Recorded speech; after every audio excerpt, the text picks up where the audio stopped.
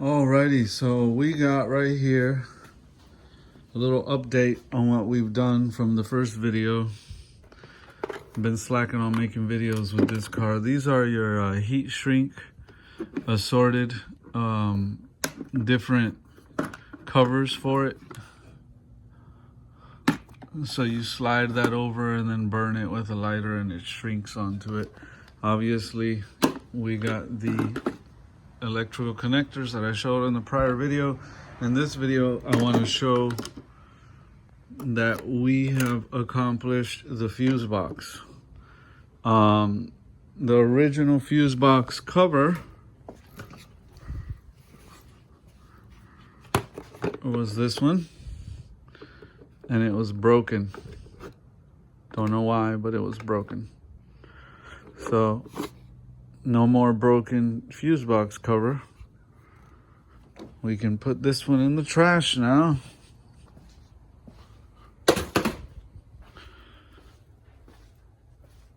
So we got the new fuse box cover on there, and I did go ahead and replace a lot of the fuses. So we got all the fuses back where they need to go. Those two spots in the middle are just for like spare fuses. Nothing goes there. So we got all that taken care of. Cover back on it.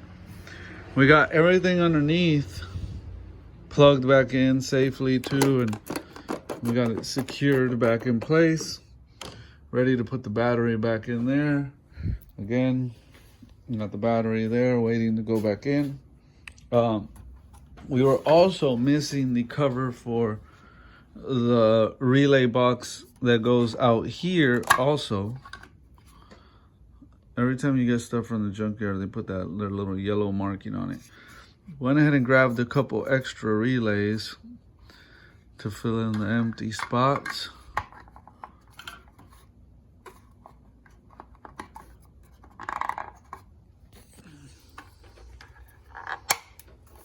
There we go, snapped in place. So now those aren't exposed. That's all there. And now we move on to the wiring. Oh boy, the wiring. Show you this wiring here.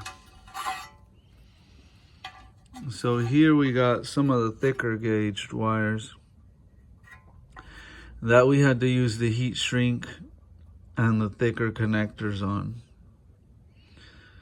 See that? And so we got these all connected, all the thicker ones. And we had some other wiring that came over here that got pretty damaged. All the way up here, I had to heat shrink it and get that fixed all the way up here and then reconnect it down here. Obviously, I had already showed you another video where we got the harness plugged in over there. What I've really struggled with is, you know, you see these wires and it doesn't look like a big deal to connect them, but it's a bigger deal than what you think.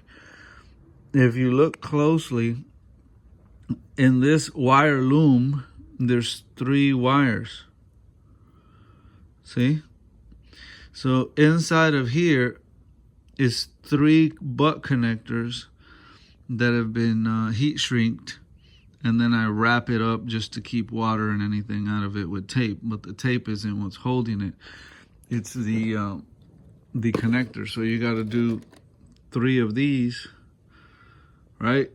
Crimp them, melt them, and then once you got all those 3 on there, then you tape them all up together. So this is the process of doing that process for all 3 wires, and then you're done with this wire loom.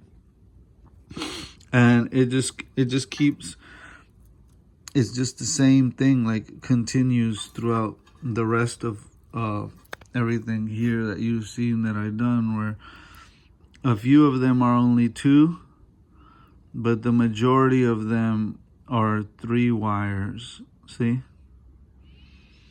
And some are only 2 wires. So this is very time consuming because it's not like like the rest where it's just one wire.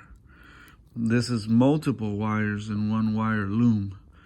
So we're getting some headway done on that, but we still have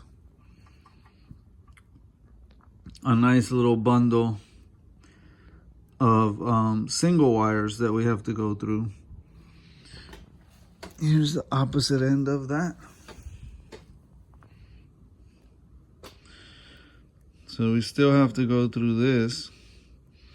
This will move faster than this because these are triple and double, and these are all just single. And the only other thing is I'm leaving the hard ones for the end, because if you notice here, we got, know how well y'all can see this with this camera quality, but you got pink and yellow, pink and yellow,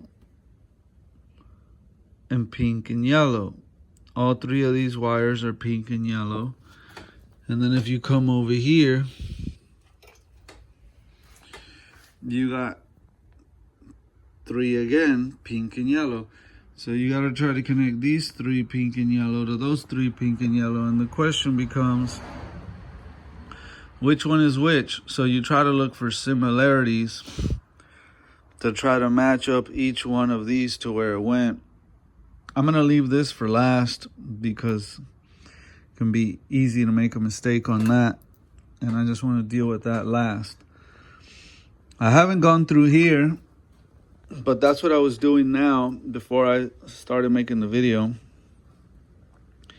So I've been making a lot of phone calls today, but you see we got a couple purples. We got a lot of repeat colors. You think it's just, oh, just connect the colors. No, look how many yellows there is. Look how many greens there is. Again, the purples, look at the reds. So there's a lot of repeats that you're gonna have repeats of, and it's just like, well, how do I know which yellow, which yellow, which green with which green? Some of them have the little stripe color to make so you know, but some of those are double. It's like it'll be a green and brown and a green and brown, and you have more than one green and brown. And so it's not as quick and easy as you think it is, but we are making progress. We are moving forward. I want to show something else. Very good news on this video. When this customer came to me, he obviously came because he had a tire blowout, right? So the tire blew up, and it's going to require him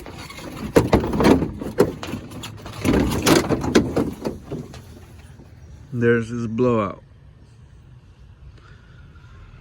So it's going to require him, obviously, to get a new bumper because it took a chunk.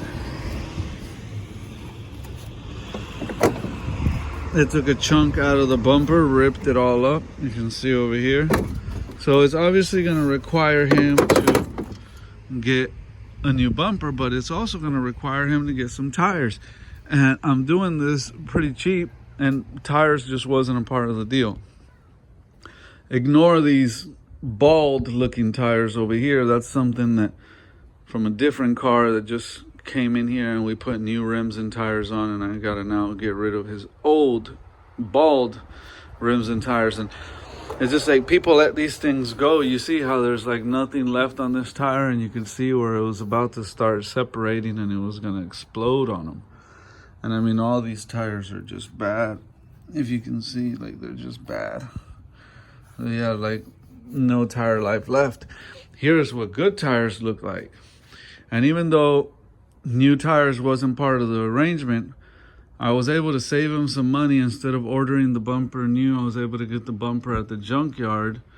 I got the fender liner that he needs also. That's gonna go. The fender liner. I was able to get that.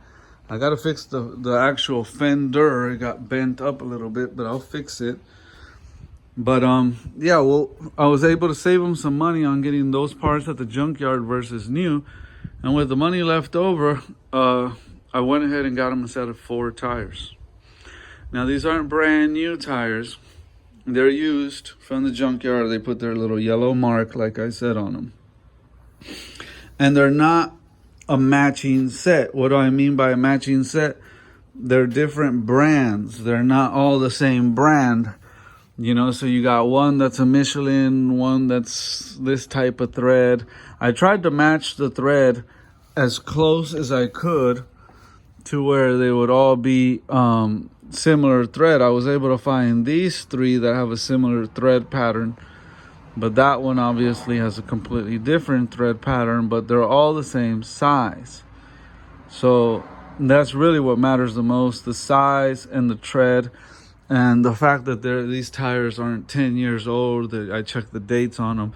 I had to climb into a pile of tires and just, it wasn't organized, and you just gotta go in there and shuffle through them all and try to find a good set. And these tires were dirty, they were dusty, they looked horrible. This is what they look like after I took a scrub brush and soap and water and scrubbed them all individually, and then vacuumed out the water from the inside and wiped them down on the inside and made them look respectable and nice and clean.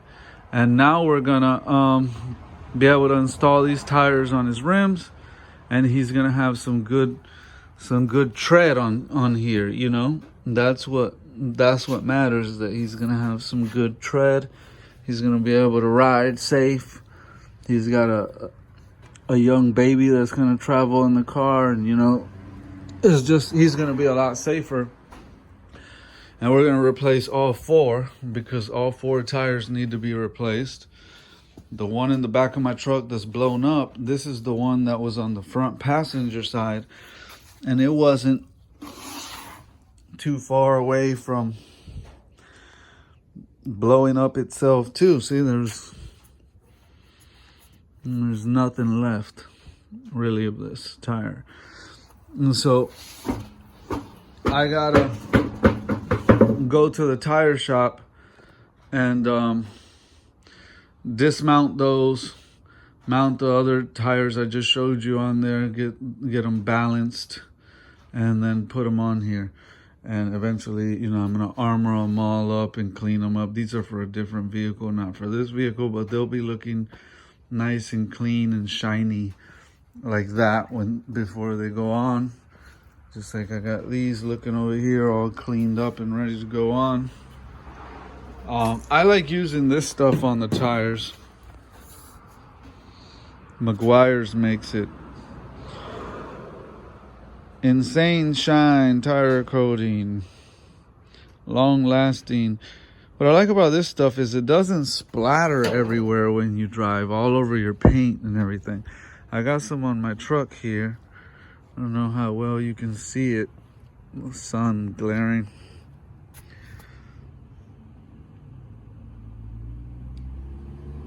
But yeah, it looks maybe from the other side with the sun shining in the same direction instead of against the camera. Maybe there you could appreciate it a little more.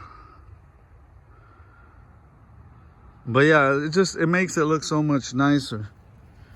So we'll get the new tires on there, and we'll get them all cleaned up looking like that. And right now they just got washed and dried, but they're gonna get the tire shine after they get mounted, balanced, all that. So long story short, we're moving along, we're making progress. I should have the wiring done tonight. This should all be wired up tonight. I'm not gonna stop until I'm done with this wiring. And then once I'm done with the wiring, I'll go to install the front bumper. Actually, no, the fender first, then the bumper, then the plastic liner, then the tires, and then we're done. So we'll keep y'all posted on the progress.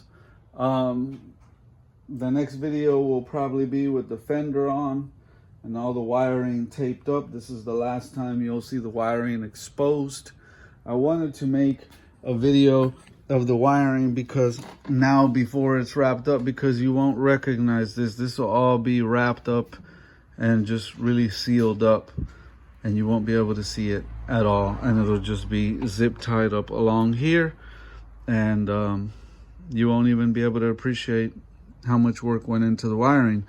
But everything else over here and in the fuse box is done and ready to go. It's just finished this up, which you could say the worst of it is over. All the triple and double wires are done. It's just get the little single wires figured out, and then wrap it all up, zip tie it up, and put the fender on.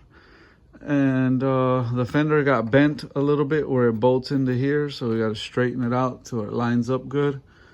Put the front bumper back on, and like I said, we're making progress, y'all. We're getting there.